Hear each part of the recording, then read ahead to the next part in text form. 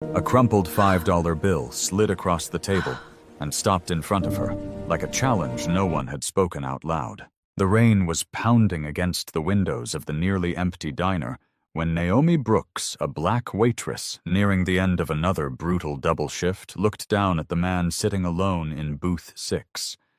He smelled of wet wool and cold nights, his hands shaking as he wrapped them around a chipped coffee mug. To everyone else, he was just another homeless old man who wandered in too late and asked for too little. But something in his eyes made Naomi pause. The diner manager had already tried to throw him out. Naomi stepped in without thinking, offering him soup bread and a seat by the heater on her own tab. She didn't know that the man hunched over that bowl was actually Henry Calloway, a reclusive billionaire disguising himself as a beggar searching for proof that humanity still existed beyond boardrooms and inheritance lawyers. When Henry finished eating, he stood slowly and left a single $5 bill on the table. For Naomi, $5 meant bus fare. It meant part of her rent. It meant medicine for her young daughter. The room seemed to hold its breath as she picked it up and then pressed it gently back into his palm. "I can't take this," she said quietly. "In my space, guests don't pay for kindness." That sentence landed harder than any business loss Henry had ever faced. He had spent a lifetime surrounded by greed, especially from his own children, Marcus and Elena Calloway, who were already circling his fortune like vultures. In that worn-down diner soaked by rain and stripped of status, Henry found what money had never bought him: dignity freely given. And in that moment, with only $5 between them, the fate of a billion-dollar empire quietly changed forever. By the time Henry Calloway stepped back into the rain, the $5 bill still warm in his palm, something inside him had already cracked. For decades, Henry had ruled from the top of glass towers and private jets, feared in boardrooms, and obeyed without question. His empire was worth billions, but his world had grown painfully small. Just 1 week earlier, a doctor with careful eyes and a steady voice had given him the truth: no fortune could negotiate stage 4 cancer. Months, not years. The clock was no longer theoretical. When Henry told his children, their reactions confirmed what he had long suspected but refused to face. Marcus immediately asked about controlling shares. Elena wanted reassurance that the trusts were protected. Neither asked how much time he had left. Neither asked how he felt. In that moment, Henry understood with terrifying clarity that his legacy would not be carried forward by love, but consumed by greed. That night, sleep never came. Instead, an idea formed, dangerous, simple, and final. If blood could not be trusted, perhaps character could. Henry decided to test the world the way the world tests the powerless. He stripped himself of status, wrapped his body in rags, and stepped into places where his name meant nothing. The results were brutal. Luxury hotels turned him away without eye contact. Fine restaurants escorted him out as if he were contagious. Security guards shoved him into the rain while patrons pretended not to see. In every polished space built by money, humanity vanished the moment dignity couldn't pay for entry. By the 5th rejection, Henry felt something close to despair. Not because of how he was treated, but because it was consistent, predictable, cold. Then came the diner. Inside that flickering, grease-stained room, no one knew who he was. And yet Naomi Brooks saw him. She didn't ask what he could offer. She didn't flinch at his smell or his clothes. She didn't perform kindness for applause. She simply acted quietly, instinctively, at personal cost. As Henry replayed her words, "Guests don't pay for kindness," they echoed louder than any speech he had ever given. Naomi had less than nothing, yet she gave him dignity without hesitation. Not because it benefited her, but because it was right. Standing in the alley where his driver waited in silence, Henry straightened his spine. The test was over. He hadn't found an heir in his bloodline. He had found one in a woman who treated a stranger like a human being when no one was watching. And that realization would soon shake his empire far more violently than his death ever could. The truth Henry Calloway could no longer ignore was this: the people closest to him had never truly been close at all. For years he had excused it as ambition. He told himself that Marcus and Elena were sharp, because the world was sharp, ruthless, because success demanded it. He had rewarded their cold efficiency, funded their excesses, silenced their failures with money. In doing so, he had trained them well, just not as human beings. Now facing the end, the illusion collapsed. When Henry lay awake at night, it wasn't fear of death that haunted him. It was the certainty that everything he built would become fuel for people who had never built anything themselves. His children didn't see a lifetime of work. They saw leverage, control, entitlement. Even in his sickness, they hovered like accountants over a balance sheet, waiting for the final number. Henry realized something bitter and liberating at the same time. Legacy is not inherited, it is earned. Naomi Brooks had earned something his children never had. She didn't know his name. She didn't know his wealth. She didn't even know if he would ever come back. Yet she treated him with a dignity that cost her more than money. It cost her security. She gave while standing on the edge of losing everything herself. That kind of character couldn't be taught in business school or purchased with trust funds. As the city lights blurred past the tinted windows of his car, Henry felt an unfamiliar clarity. For the first time in decades, he wasn't calculating risk. He wasn't protecting assets. He was choosing meaning. He thought of Naomi's tired eyes, her steady voice, the way she spoke about her daughter, not with bitterness, but with quiet hope. He thought of how naturally she took responsibility for a stranger's comfort, not because it was expected, but because it was human.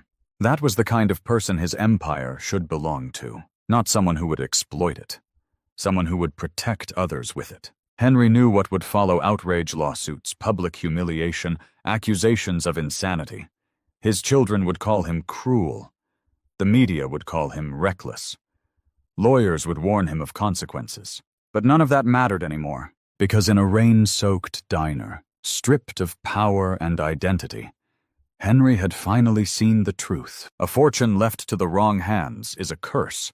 A fortune placed in the right heart is a second chance. And for the first time since his diagnosis, Henry Calloway felt at peace, not because he was dying, but because he finally knew who deserved to live on through what he left behind. Henry Calloway did not make the decision lightly, but once it was made, it settled into him with the weight of truth. Back in his penthouse, surrounded by marble floors and quiet that money had bought but never softened, Henry replayed the night again and again. Naomi Brooks standing under harsh fluorescent lights, exhaustion carved into her posture. The way she spoke of her daughter, not asking for sympathy, not begging for help, just stating facts, and still choosing kindness. She hadn't known she was being watched. That was what mattered most. He summoned his attorney before dawn. The man arrived with legal pads and cautious eyes, already sensing the storm. "Arthur Henry," he corrected himself. "Are you certain about this direction?" Henry didn't hesitate. "I've never been more certain of anything in my life." They went over the details slowly. Trust structures, blind timelines, safeguards, everything designed to protect Naomi from what would inevitably come next. Because Henry was not naive. He knew his children would not accept this quietly. Marcus would threaten. Elena would manipulate. They would call Naomi a gold digger, accuse her of manipulation, drag her past into headlines and courtrooms. That was why Henry insisted on secrecy. Naomi would not know, not yet. The fortune would be sealed, the beneficiary unnamed, until after his death. Let the vultures believe they had won. Let them expose themselves fully. As the pen hovered over the final page, Henry paused, not from doubt, but from reflection. He thought about what Naomi would do if she suddenly had power. Not the extravagance she might buy, but the dignity she would restore. He imagined her daughter never again counting inhalers or eviction notices. He imagined employees treated as people, not numbers. He imagined an empire that no longer crushed those beneath it. "That waitress," Henry said quietly, "has more integrity than every boardroom I've ever sat in." The pen touched paper. In that moment, Henry Calloway did something radical. He rejected blood in favor of character. He chose humanity over legacy as it was traditionally defined. And for the first time since his diagnosis, the fear loosened its grip, because death no longer felt like an ending. It felt like a correction. Far across the city, Naomi Brooks wiped down her counter at the diner, unaware that her quiet act of decency had just rewritten the future of an empire. She worried about rent, about her daughter's school, about whether tomorrow's tips would be enough. She had no idea that her kindness given freely without witnesses had crossed a line no amount of money ever could. And soon, whether the world was ready or not, that kindness would be tested in ways far greater than a $5 bill. The conflict arrived exactly as Henry Calloway had predicted, swift, vicious, and dressed in silk. Within days of rewriting his will, the tone inside his home changed. Phone calls went unanswered. Invitations were suddenly misplaced. Marcus stopped pretending concern altogether, his voice turning sharp and transactional whenever they spoke.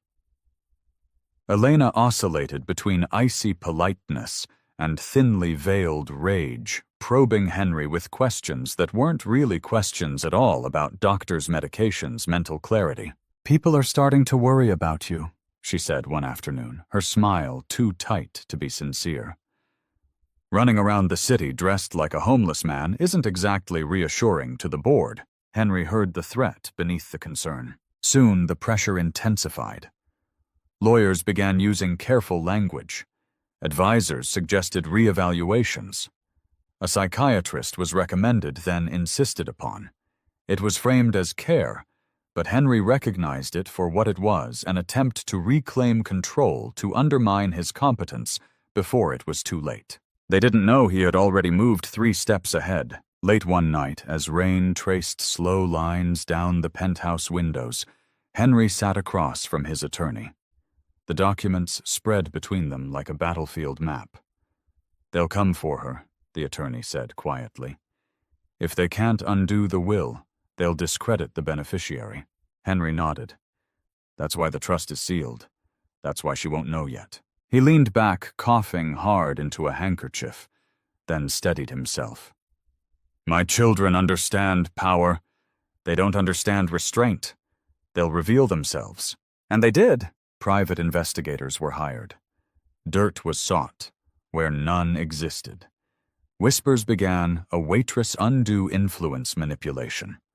All of it carefully planted, all of it designed to prepare the ground for war. Meanwhile, Naomi Brooks lived her life unaware of the storm gathering around her name.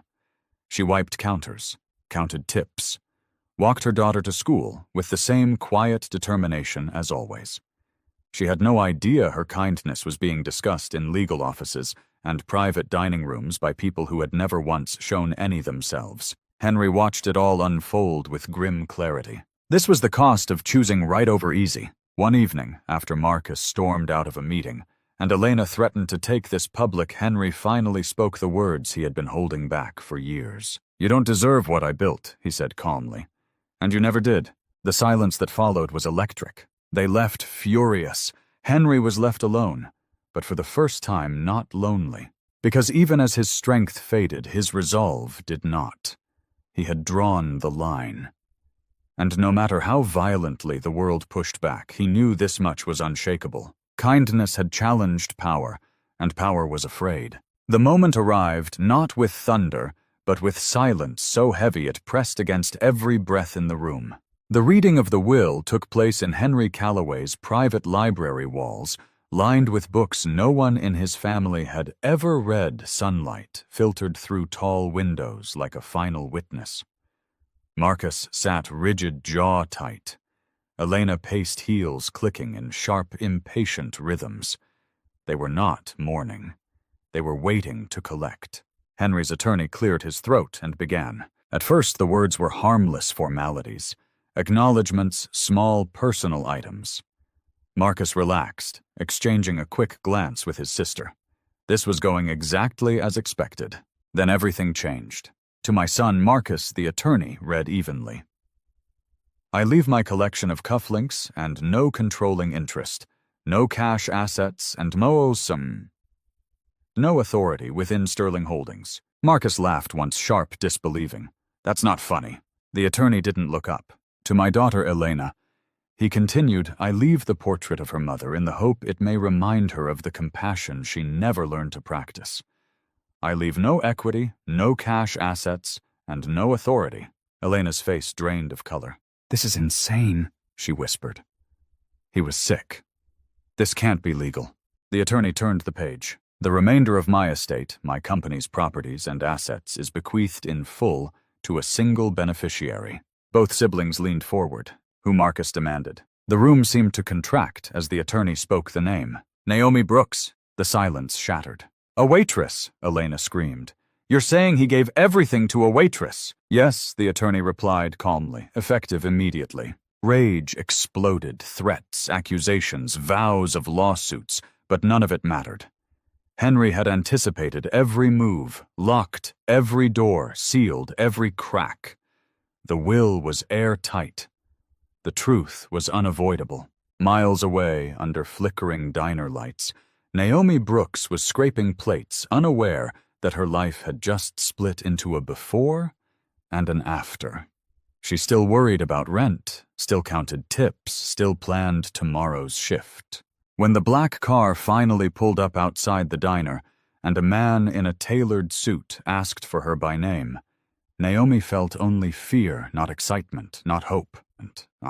She had no idea that a $5 bill she never accepted had just returned to her as an empire. And in that moment when kindness collided with power, the world tilted, reminding everyone watching that sometimes the greatest turning points don't come from ambition or force, but from a quiet choice to treat a stranger like a human being. Naomi Brooks didn't feel rich when she stepped out of the diner that night. She felt terrified. The black car waited quietly at the curb, rain misting the pavement, like the world itself was holding its breath. When the lawyer finally explained who Henry Calloway really was and what he had left her, Naomi's knees nearly gave out. An empire. Billions. Power she had never asked for and never imagined. Her first thought wasn't excitement. It was her daughter. Safety. Responsibility. Henry's children screamed betrayal. The media screamed scandal. Boardrooms trembled. But Naomi didn't scream at all. She stood still, clutching her daughter's hand, remembering the cold man who had needed soup. More than status. She understood then what Henry had seen. Wealth doesn't reveal character. It tests it. And kindness, when given freely, has a way of outliving power. Naomi didn't become what the world expected a billionaire to be. She became what the world rarely sees: someone who remembers where she came from. She paid debts quietly, protected workers loudly, turned empty buildings into shelters. And every Tuesday night she and her daughter sat in a modest kitchen, sharing soup, just like before. Henry Calloway had built an empire with money. Naomi Brooks rebuilt it with humanity. This story teaches us something profound. You never know who is watching the way you treat people when there is nothing to gain. True character isn't revealed in moments of reward, but in moments of choice. Kindness given without expectation is never wasted. It travels. It echoes. It changes lives, including your own. Now we want to hear from you. If you were Naomi, what would you have done? Would you have given back the $5 or kept it? Share your thoughts in the comments. Your story matters. If this story touched your heart, please like, subscribe, and turn on notifications so you don't miss more powerful human stories like this one. Because sometimes, the smallest act of kindness creates the greatest legacy.